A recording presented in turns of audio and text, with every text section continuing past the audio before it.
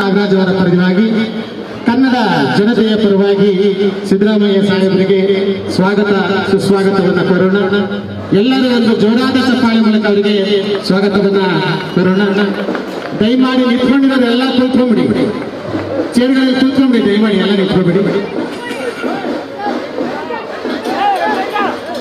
ಜನಪ್ರಿಯ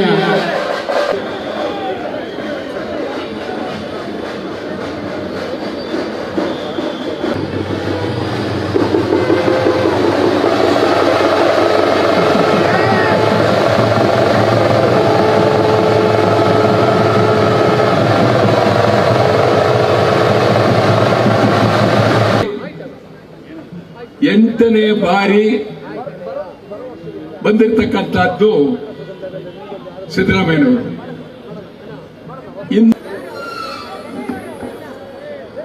ಸಿದ್ದರಾಮಯ್ಯನವರು ಈ ಸ್ತ್ರೀಗಳನ್ನು ದಾಟಿ ಮುಂದೆ ಬಂದಿದ್ದಾರೆ.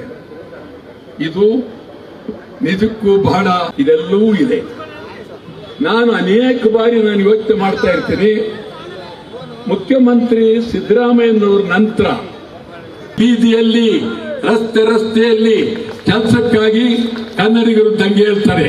ಅಲ್ಲಿವರೆಗೆ ಅದಾದ ನಂತರ ಸಿದ್ದರಾಮಯ್ಯನವರದು ಇಡೀ ರಾಷ್ಟ್ರದ ಗಮನವನ್ನ ಸೆಳೀತು.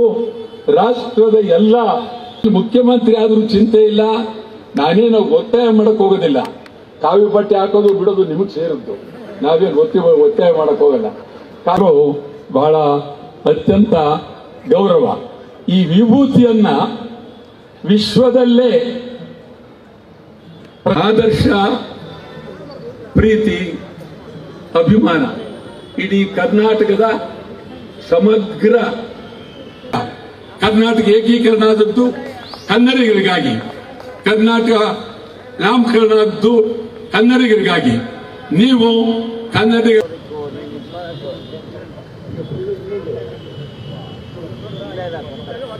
ನೀವು ಸ್ವಲ್ಪ ಸೈಡ್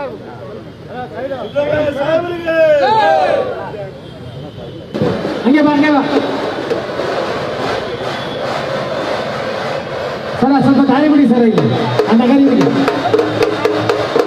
ಬೇಡ ಬಿಡು.